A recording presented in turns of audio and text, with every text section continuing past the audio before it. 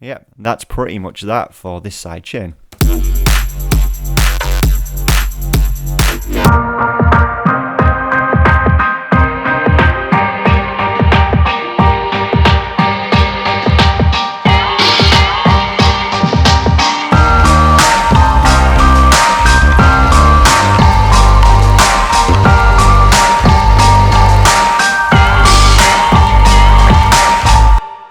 Hi guys, I'm SKETI, welcome to another tutorial. This time we're going to look at sidechaining because it was requested by quite a lot of people when I asked through my different social media accounts. So we're going to look at how to sidechain in Ableton Live with compressors and why it's important. So let's get to it. Right, so I'm going to do this in a few different genres: drum and bass, house and breaks. And there'll be a reason, you'll see the reason why when I do it, because of the different rhythms. So we're going to start with the bass house sidechain, and this is what I've built so far, and I'm going to explain it in a second.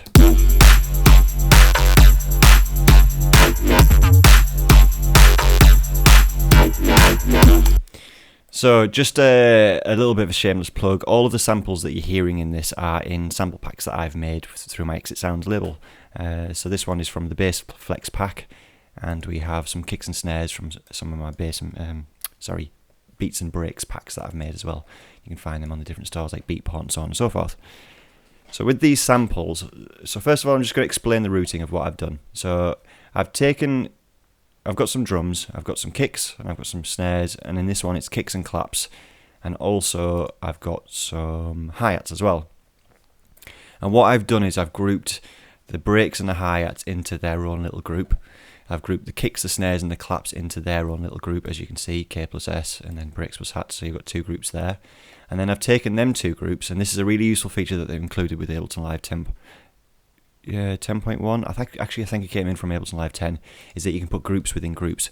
So now if you're using Cubase or Logic, I'm not sure about FL Studio because I've never used it, but in Cubase and Logic you can do that. So that's two groups, your kicks and your snares in one group with the claps as well, breaks and your hats in another group, and then them two groups are grouped into the main drums group.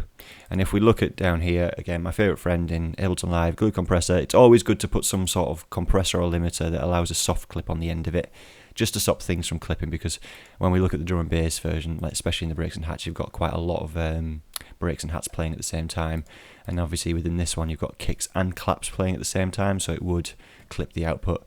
And then again with this master group, I've set it to minus 10 decibels, and I've done the same thing with the bass. So I've got two different bass lines, one for the breaks and the drum and bass, and one for the bass house, and that's into a group at minus 10 decibels. So let's focus on the sidechaining element. So what is sidechaining? Sidechaining basically is taking a signal input, applying it to a compressor, so every time that signal hits the compressor, it causes the signal that the compressor's channel is on to duck down. So we hear the input signal more. And in this case, we want to hear the drums when the kicks and the snares hit, so they're not drowned out by the rest of the bass. That's why we want to use sidechain compression. Now, there's a few things that sidechain compression will do. Is it will change the sound of your mix, but it will also allow you to have more headroom in your mix as well, because you're causing one sound to play while another one gets ducked down in level. So what I'm going to do with this bass house one, if we just play it back again dead quickly, I'm going to take this kick, and I've made a side kick channel, and this is what I'm going to use as my sidechain input. So you've got to create an audio channel that's going to have the signal on. Now there are a few different ways you can sidechain, but I'm doing it sort of the simplest way, and this is the way I tend to do it in most of my projects now. So I create a side kick channel, and I also mute that channel because I don't want the output of it, because all it's going to be is a signal to control the compressor that's attached to the bass group. And all I'm going to do is I'm just going to copy that to there. Now when it comes to bass house, you can tend to sort of leave it every quaver, which is an eighth note, how Americans termed it, quavers Latin, I think, for an eighth note. So every quaver is a kick note, but it's going to hit every crotchet note, which is every quarter note. Now we could shorten this down so the sidechain input only lasts for a 16th, a quaver, or if the sample was long enough, which this one could be for the full crotchet. Now, this will become a lot more relevant when we get into higher speed tempo, like drum and bass. But for this, I think, well, as we can see, the signal pretty much just cuts out after the 16th note. So yeah, I'm just going to keep that as a 16th note. So this is my input for my sidechain compressor. And I'm literally just going to copy the kick pattern, because this is a cool thing, especially when it comes to house music, is it's sort of every beat has a kick drum on it. So as we call it, 4 on the floor. So we don't have to worry too much about intricate patterns. And then what I'm going to do here, is just highlight all of them and copy it for all of the bars. So as you can see, this sidechain kick lines up with all of the kicks, and they're pretty much on the grid together. So now that I've done that, I've muted the side kick channel, but that is actually going to still input into this compressor when I do it. So again, it's still going to sound the same because I haven't done anything, but we're going to go to this compressor. Now in Ableton Live, you have this function here, which is, if I open this tab up here, it is the sidechain toggle, and if we click that down triangle, it turns to a right triangle, and then we've got our sidechain input. Now obviously in different types of compressors or different DAWs as well, that's going to be a slightly different way of getting to that feature, but most compressors these days have a sidechain input feature to them. So in Ableton Live, with this compressor, I just click sidechain, and now I can choose the input that I want a signal input to affect that compressor, and I just go straight to sidekick. So every time the sidekick produces a signal, it's going to go into this compressor and affect this compressor. Now, through a lot of experimentation, I've found a ratio of 5:1 is usually a good starting point, because you want it to hit quite hard. You want every time it goes above the threshold by 5 decibels, it gets brought down to 1 decibel. So if it went above the threshold by 10 decibels, it gets reduced to 2 decibels above the threshold. And the next thing is, I like to see the waveform as it's happening, and that's what this tool here is. This little tool is here. So all I'm going to do now is I'm going to play it back, and I'm going to keep dragging the threshold down until I'm getting to hear a lot more of the kick drum, but not so much that you can audibly hear that bass channel being ducked.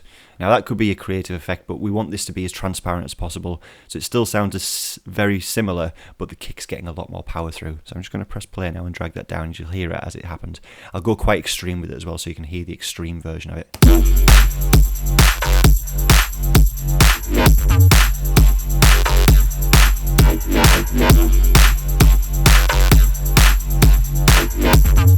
And it's always good to A/B as well, so anything you add to something, it should make it sound better, or what you're trying to achieve anyway.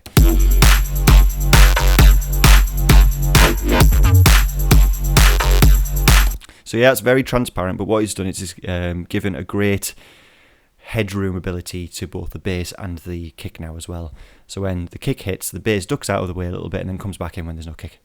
And obviously you can change the amount of release, so how long it takes for it to come back in. So with sidechain, I tend to stick around the 50 milliseconds mark. You could also set that to an auto function as well, so it decides on how long the signal is that's coming into the sidechain. But I tend to usually leave it at 50 milliseconds. Now, a cool thing that you can do with this, depending on your DAW, and this is pretty much a feature in all DAWs, is you can save this now as a preset. And what I like to do, and I've actually got one of these, is I group these together and save that as a naming convention of sidechain compression for my group. So, yeah, that's pretty much that for this sidechain. Obviously, the more extreme I go, you can really hear it starts to pump up and down that bass, which you don't. When it comes to sidechain, you want it to be as transparent as possible. You don't want it to be very noticeable. It should just be there to clean your mix up.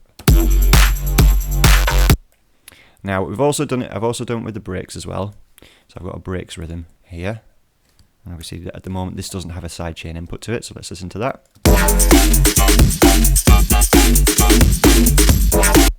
Now with this, we have kicks and snares separate. So I find that you should be sidechaining the main drums, the main hits, so that's your main kick and your main snare. Stay away from fills a little bit, but depending on how the fill is, if there's a bass running over it when a drum fill happens. And again, I'm just going to copy and paste this up to there, and then I'm literally just going to copy the beat that I've got here. So I've got kick and I've got snare, kick, snare, and so on and so forth. Now this does take a little bit longer because obviously you have to match it to a different rhythm that isn't just 4 on the floor.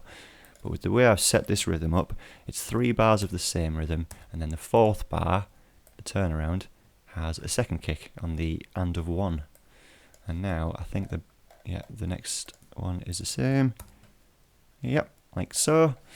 And then if we listen back to that, going back to our bass channel, just to check that our threshold is okay, because again, it's a different drum style, different sound, and obviously a different bass. Yeah, this isn't something you just set and forget for every tune, like you've done it once and you don't have to worry about any other tune.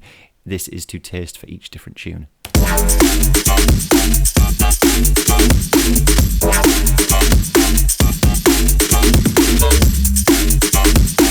Yeah, and that one pretty much fits. And then lastly, I've done a drum and bass one as well.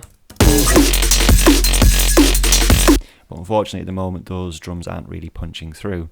So again, I go here. Now this is where I come down to where it's relevant for how long your sidechain signal lasts for. Because in drum and bass, you want quite short, snappy sidechain, because obviously drum and bass is the prominent instrument in drum and bass.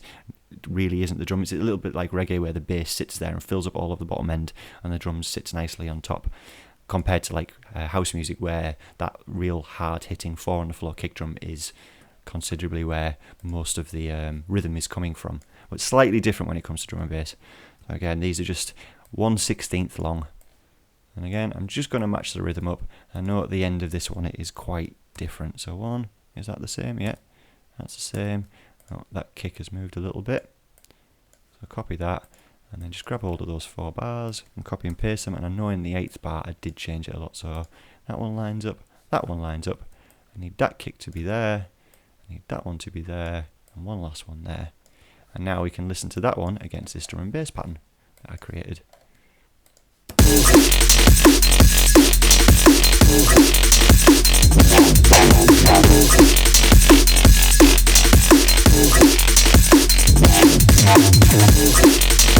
Now again, it shouldn't be too noticeable, and you'll think, well, listening to it, you'll be like, well, that didn't really do anything. But it's just to sort of trick our brain into hearing the same thing that we had before, but also it gives us, when you actually go through all of the processing, and because there is a lot of maths behind, basically if you think a bit about a DAW, it's a massive calculator. It's now given us a lot more headroom to actually do a lot more experimentation with our mix and actually bring the level up a lot more without completely sacrificing dynamics and just ramming it through a limiter. It's given us the ability to have a little bit more headroom. So in a nutshell, that's sidechaining and how you would do it. Any questions? If there's some things that you're not too sure about, please leave a comment below. And if you've liked this video, please share, subscribe, click the notification button so you see my videos, and leave a comment just telling me your thoughts on what you thought about this tutorial. And if you want to support me, there's a little PayPal link below as well. Anyway guys, thanks for watching. I'll see you next time. Bye. Hi guys, SKETI here. Do you want to learn how to...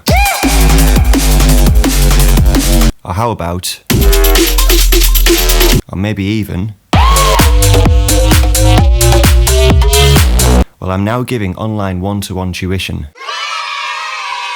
The lessons will be entirely centered around what you want to learn. We can cover such things as... making drums, bass, sound design, sidechaining, mixing, composition, music theory, mastering, and much, much more. Maybe you just want to brush up on your production skills using Ableton Live or Logic, or whatever it is you want to learn. Get in touch on Facebook, Instagram, Twitter, and YouTube to find out more information. Bonus round. Every new student will get a free sample pack of their choice from my Exit Sounds sample label. So if this sounds good to you, and you want your tunes to sound less like, and more like, and get in touch to find out prices and book your first lesson now. See you soon.